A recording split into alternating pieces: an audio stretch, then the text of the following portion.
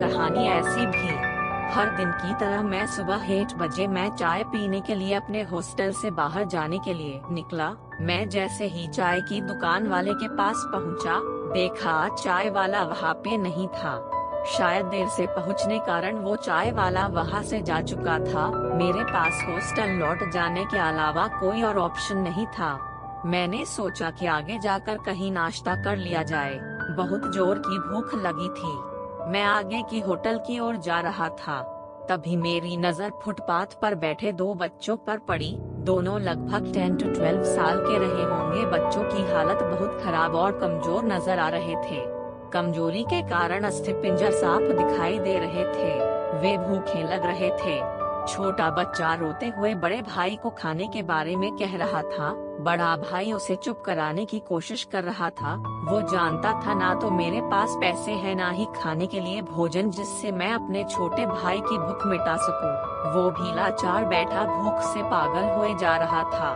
मैं अचानक रुक गया। दौड़ती भागती जिंदगी में एकदम से ठहर से गए। इन मासूम से बच्चों की ऐसी हालात को देख मेरा मन भर आया। इनकी भूख को देख मेरा भूख खत्म सा होगा। सोचा इन्हें कुछ पैसे दे दिए जाए। मैंने उन्हें 10 रू देकर आगे बढ़ गया।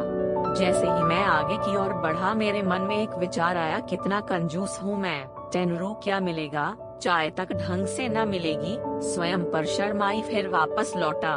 मैंने मासूम से देखने वाले भूखे बच्चों से कहा, कुछ खाओगे? बच्चे थोड़े असमंजस में पड़े। मैंने कहा, बेटा मैं नाश्ता करने जा रहा हूँ, तुम भी कर लो। वे दोनों भूख के कारण तैयार हो गए। उनके कपड़े गंदे होने और ऐसी हालात में देखकर होटल वाले ने डांट दिया और भगाने लगा। मैंने कहा, भाई साहब उन्हें जो खाना है वो उन्हें दो, पैसे मैं दूंगा। मेरे बातें सुन होटल वाले ने आश्चर्य से मेरी ओर देखा। उसकी आंखों में उसके बर्ताव के लिए शर्म साफ दिखाई दी। बच्चों ने नाश्ता, मिठाई व लस्सी मांगी।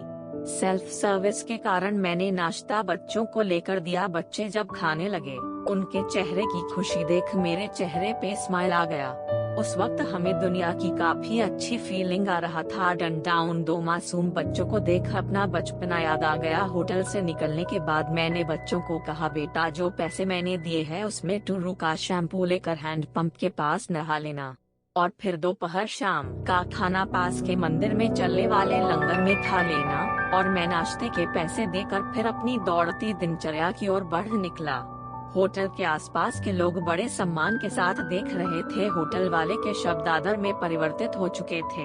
मैं अपने हॉस्टल की ओर निकला। थोड़ा मन भारी लग रहा था। मन थोड़ा उनके बारे में सोचकर दुखी हो रहा था। रास्ते में मंदिर आया। मैंने मंदिर की ओर देखा और कहा, हे भगवान, आप कहाँ हो? इन बच्चों की ये हालत, ये भूख, आप कैसे चुप बैठ सकते हैं? मोरल, आज हमारे आसपास में न जाने ऐसे कितने लोग हैं जो गरीबी के कारण एक पल के लिए खाने के लिए उनके पास भोजन नहीं है और ना ही उनके पास पहनने के लिए कपड़े हैं।